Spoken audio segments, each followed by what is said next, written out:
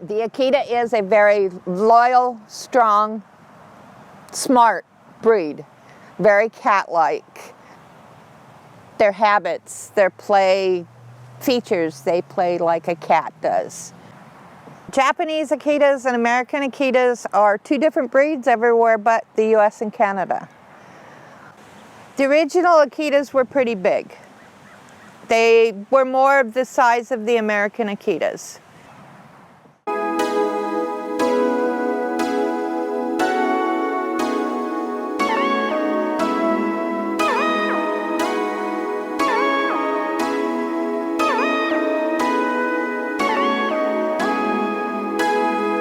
Oldest dog breeds to have survived to modern times.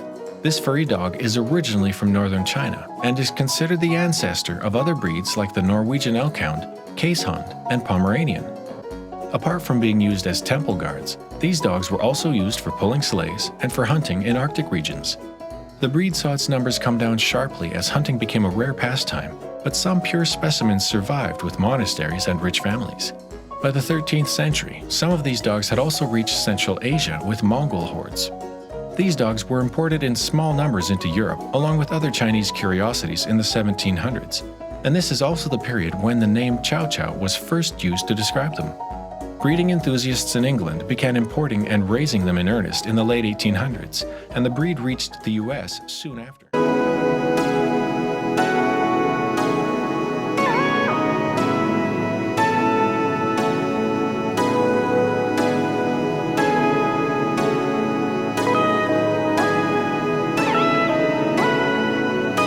The Shiba Inu is a Spitz breed of dog believed to be the oldest of the 6 breeds that are native to Japan. The breed's origin is unclear, but it is likely to have been used as a hunting dog as early as 300 BC. The dog is used mainly to flush out birds and other small game, like rabbits, but also occasionally used in packs to hunt wild boar. Different strains of the breed, with minor physical differences between them, continue to exist in healthy numbers over many centuries.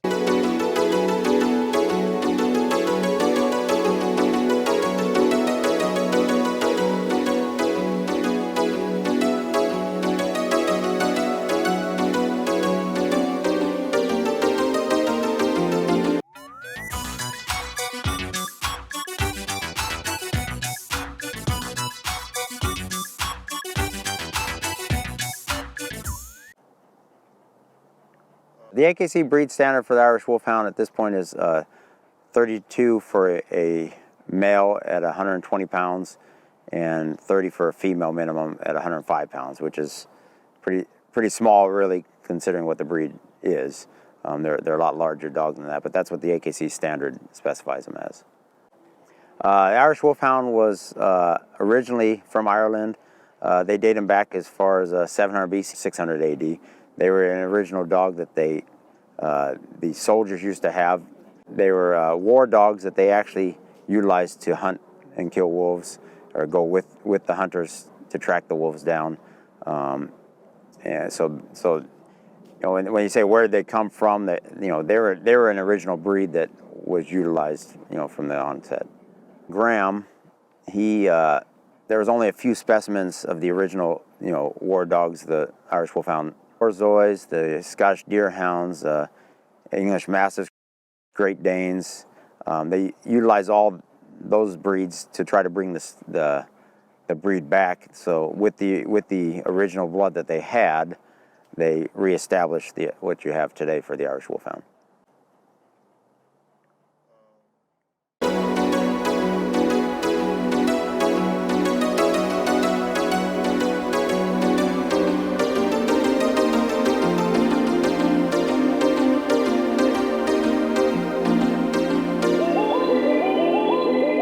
Cavalier King Charles Spaniel is a breed of toy dogs possibly obtained by crossing small spaniels with oriental toy breeds like the Japanese Chin.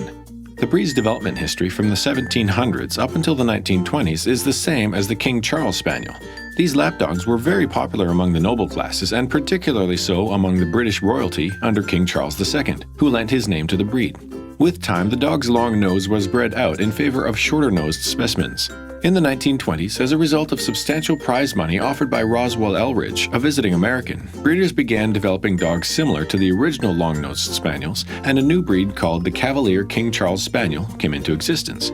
Ironically, these new inspired by old dogs of the Cavalier variety soon outstripped the King Charles Spaniel in popularity.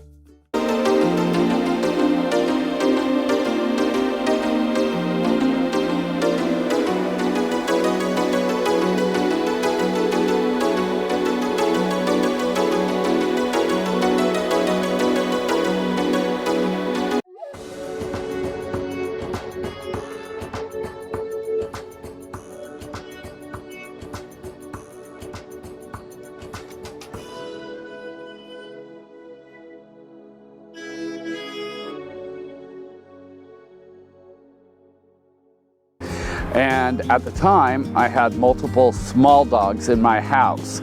And they said that perhaps a retired racing greyhound was not a good match for small dogs.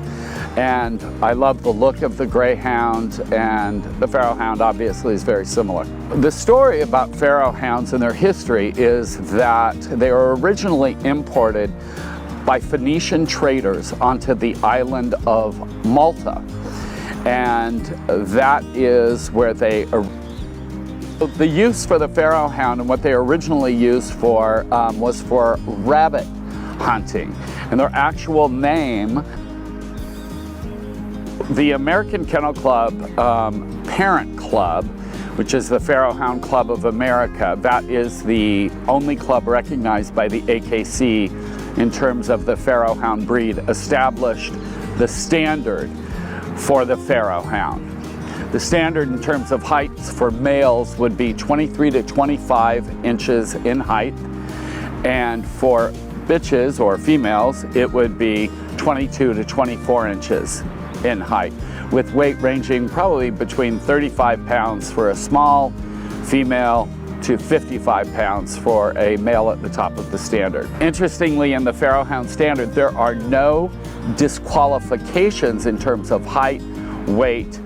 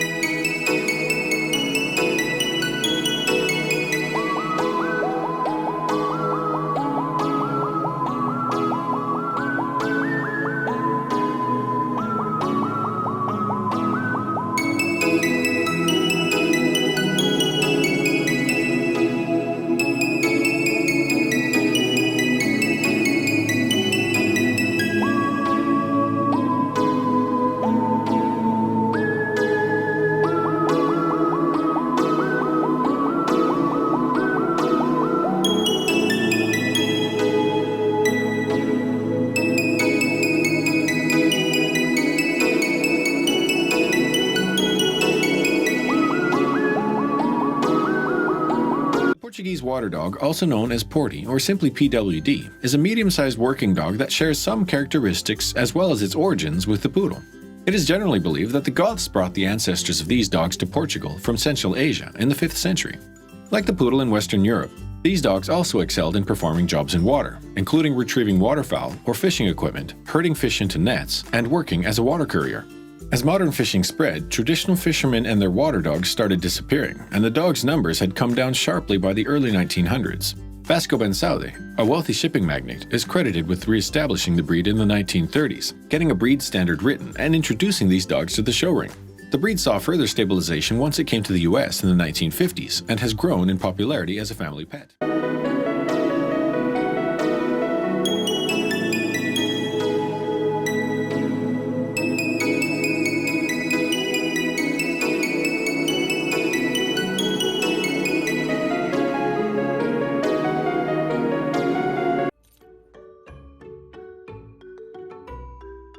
I still remember when I was looking at breeds, I read this line that said, if you're an active person who expects the same from your dog, this is not the breed for you. I didn't want a dog that I wanted to run with or anything like that. I wanted a companion who was pretty chill. And as you can see, he's pretty chill.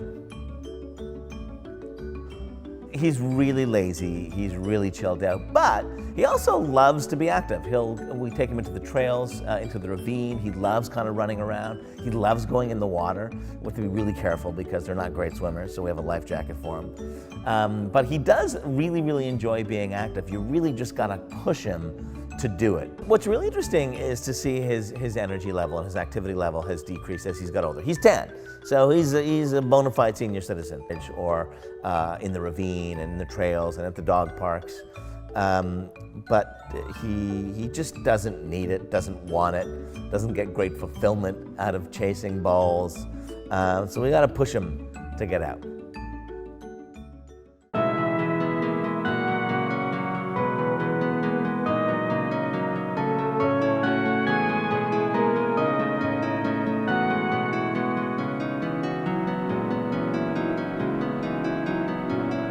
The heavily built Tibetan Mastiff is an ancient breed of working dogs. The breed's origins are not clear, but archaeological and genetic studies point to its presence in Tibet well before Christ. Used as herding and guarding dogs by the nomadic herdsmen of the Himalayas ensured the dogs spread across China and North India. The dogs also accompanied the Huns and the Mongols to Central Asia. Being spread across the high mountains of the region led to development in relatively isolated pockets, resulting in a wide range of dogs mostly bred for hardiness, guarding ability, and obedience.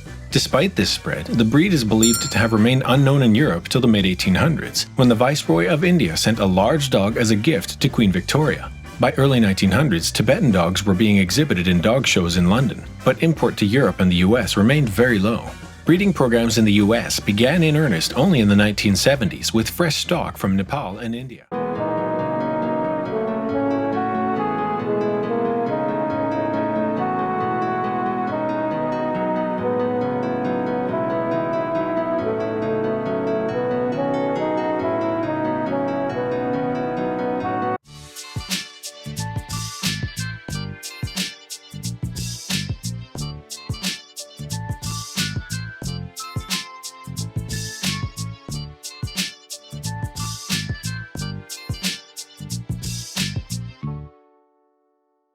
In proportion of the head to muzzle, from the cheeks, from the fill under the eyes, and then it goes down from there to the neck and shoulder position, top line, underline, front and rear angulations, as a tail properly carried, if it has a tail. So there's many different aspects of defines the breed standard.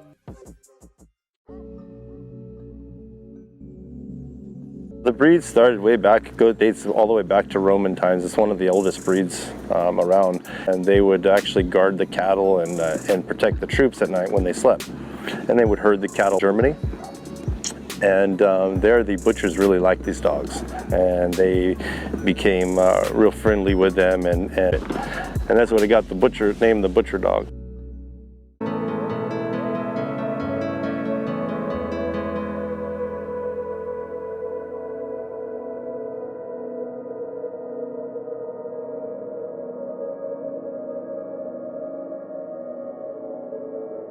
Raised mainly by the aristocracy, the origin of the Lochin is surrounded by mystery and controversy.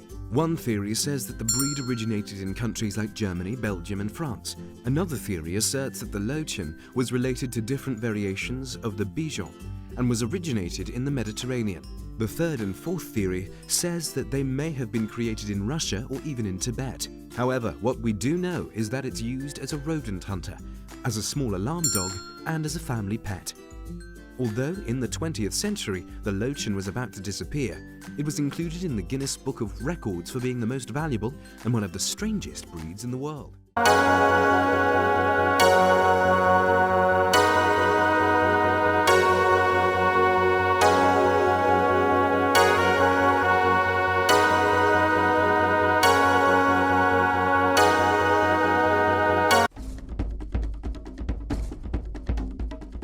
Samoyed is a large herding dog from the Spitz group with a thick, white, double-layered coat. It takes its name from the Samoyedic people of Siberia. These fluffy white dogs helped the Samoyedic people with herding and pulling sleds when they moved. I've always had a soft spot for Samoyeds after being mum to a wonderful female called Bergen, who sadly passed on a couple of years ago.